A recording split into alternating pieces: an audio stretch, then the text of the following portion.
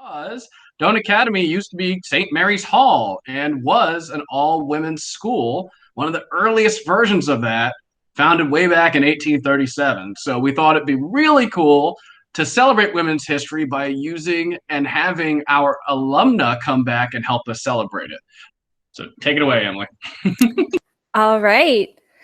Hopefully everyone can hear me, so we'll get to the mystery later. But today I will be reading Mae Among the Stars to everyone here.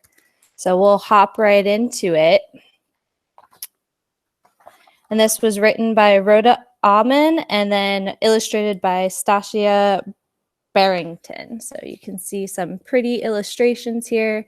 And let me know if I have to remove my background, and I can do that so you can see all the wonderful illustrations as well, because this is a very pretty book.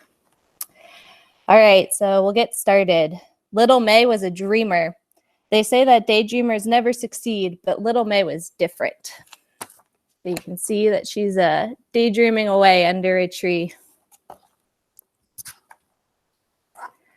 One day, Mae was working on an assignment for school about what she wanted to be when she grew up.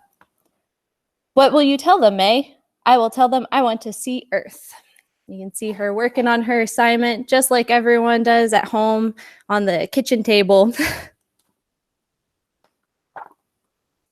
This is Earth, Mae, her mother said. The flowers, the grass, the forest, the mountains. We live on Earth. I know, but I want to see Earth from out there. That's an amazing plan, little Mae. Then you have to become an astronaut. That way you can see Earth from space. Astronaut, do you think I could do that? You can see them looking at the Earth from their front porch. All right, so she just asked, astronaut, do you think I could do that? Of course you can. If you can dream it, if you believe it, and work hard for it, anything is possible. Now you can see it a little better. We're talking to her mom. Mae asked her mom to take her to the library, so she searched for books about space and astronauts. After dinner, Mae drew pictures of space, and she even made her own astronaut costume out of old orange curtains and cardboard boxes.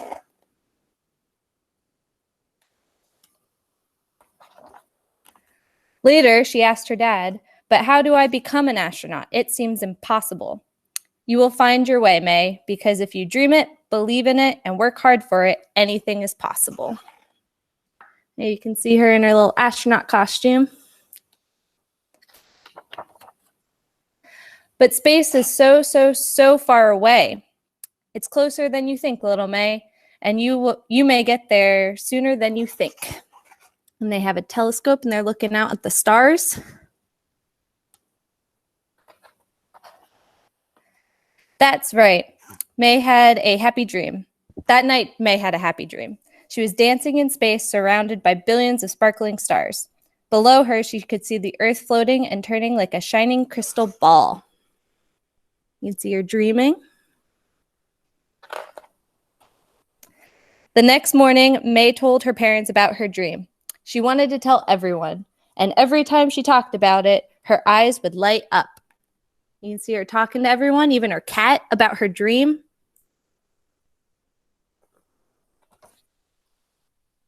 In the classroom, Miss Bell told everyone to stand in a line on the rug.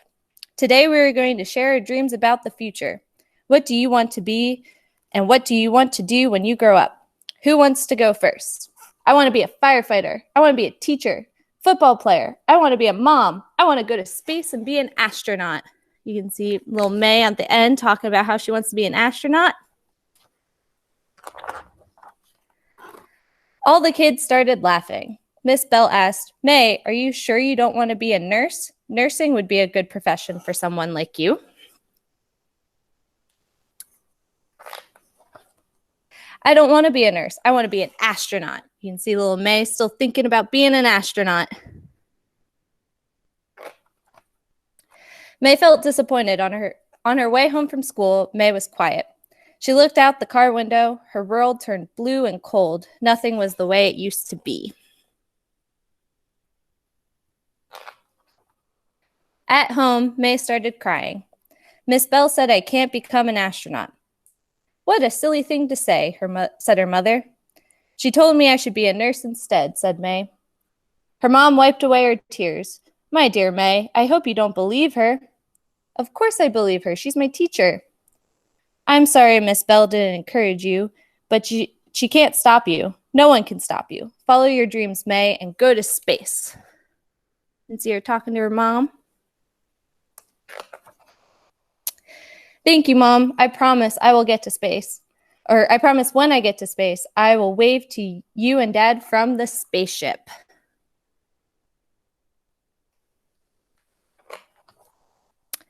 Her mom took her hand and they started dancing.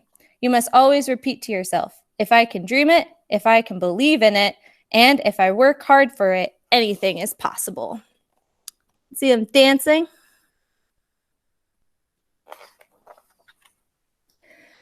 Mae went on dreaming, believing, and working really hard. And guess what? She went to space and waved to her mom and dad on Earth. There you can see Mae in her spacesuit. And that's the end of the story, but there's a really nice page here about Dr. Mae Jemison, so I'll read that to you as well. Mae Carol Jemison was born October 17th, 1956 in Decatur, Alabama. Mae always loved science and loved being outside looking up at the stars, knowing that one day she would travel to space. Mae is highly educated. She graduated from Morgan Park High School in 1973, and at the incredible age of 16, she enrolled in Stanford University, earning a Bachelor of Science degree in Chemical Engineering in 1977. After Mae got her MD in 1981 from Cornell Medical College, she briefly worked as a general practitioner before leaving her work to go to the Peace Corps as a medical officer in Liberia and Sierra Leone. When she returned home, Mae decided to follow her childhood dream of going to space, and she accomplished many firsts. She applied to NASA's astronaut training program on June 4th, 1987, and was accepted. She became the first African-American female astronaut, and on September 12th, 1992, Mae's dream finally came true when she traveled to space on the Shuttle Endeavour mission STS-47.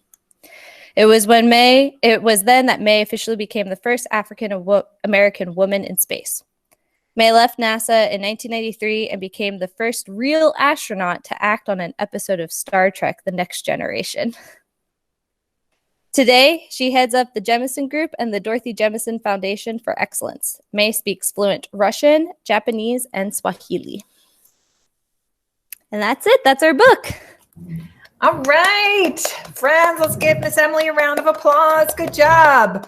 Okay, so before I reveal the mystery of who Emily really is to us here in our Doane community, let's do some great inferring and let's make a prediction. Who do you think Emily might be to us, and who might she be to the world? What is it that you think Miss Emily might be doing in her life? What do you think? Before I see fourth grade here, anyone in fourth grade want to take a guess? Okay. Yeah. We're guessing astronaut overwhelmingly. Oh, Or astronomer. Oh, overwhelming guess for astronaut or astronomer. Okay, well, it's time to reveal. Everybody do a drum roll, either on your knees or on your desk or wherever you are. Emily. Okay, here you go. Emily graduated from Doane Academy in 2013 and went to Worcester Polytechnic Institute, where she graduated in 2017 with a bachelor degree in aerospace engineering. The summer of 2017, Emily started working at NASA Johnson Space Center.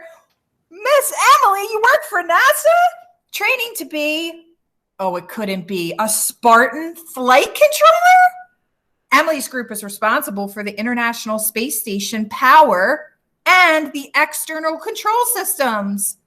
She currently has 2 backroom, I'm not sure what that means, certifications, and is working on her front room certification now. So, Miss Emily, you work at NASA? What? This is amazing. I hope I do. I even wore my NASA shirt today. Well, how great is that? Let's see. Do we have any questions? I mean, aerospace engineering. You work at NASA and you're a Spartan flight controller? What? You know who our mascot is, right, Emily? Oh, I remember Sparty, our Spartan mascot, very well.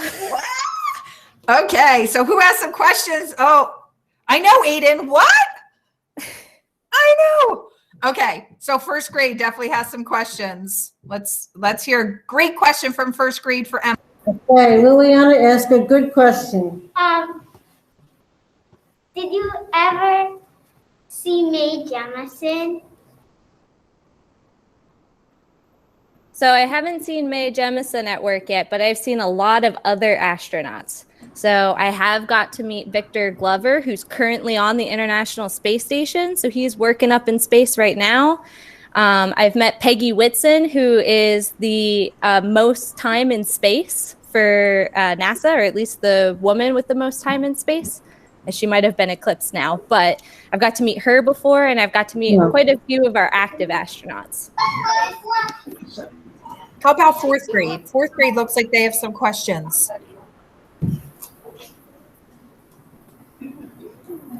Is your job difficult?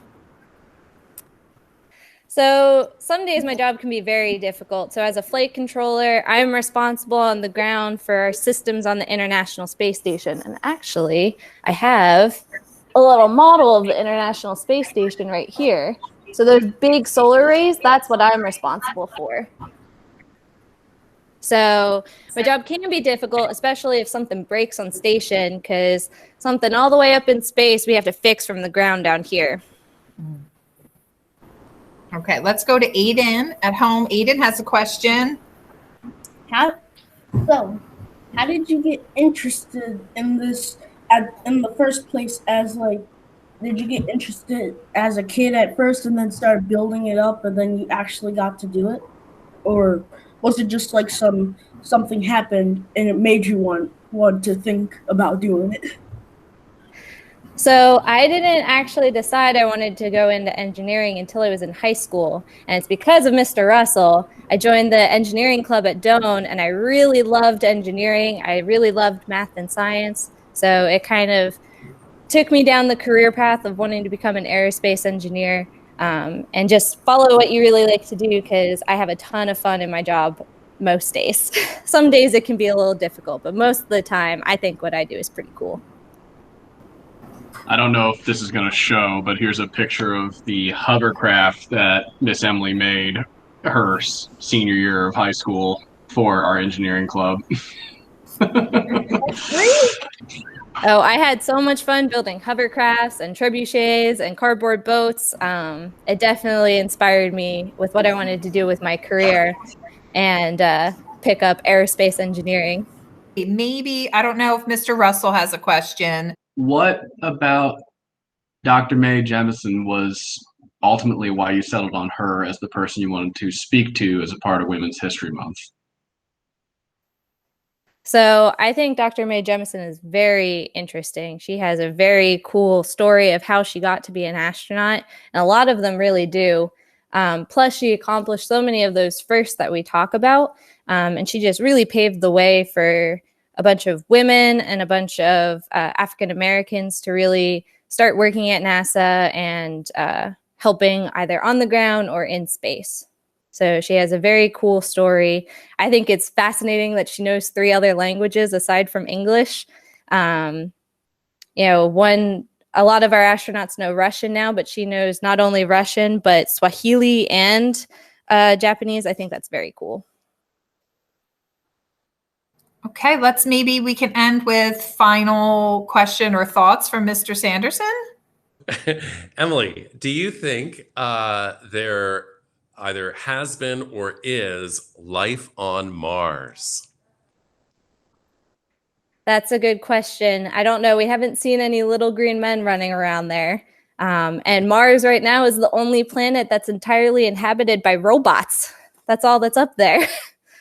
But there was water on Mars, so who knows? Maybe we'll discover something else as we're digging around up there. I know I just watched the last rover that landed with my NASA colleagues that are out in California. They were all really excited. So who knows what we'll discover as we keep moving forward. Excellent. Thank you, Emily. And Ms. McDonough, thank you. And Mr. Russell, the two of you in particular, for organizing this. And Emily, thank you most of all for sharing all your thoughts and expertise and background and stories and reading ability with our students. We really appreciate it. Kate or Jen, do you want to send us off, or? Sure will. Okay, thank you, friends, for joining us. And just so you know, we do have a copy in the library of Mae Among the Stars. So thank you, friends, for joining us. We'll see you next time for another guest mystery reader.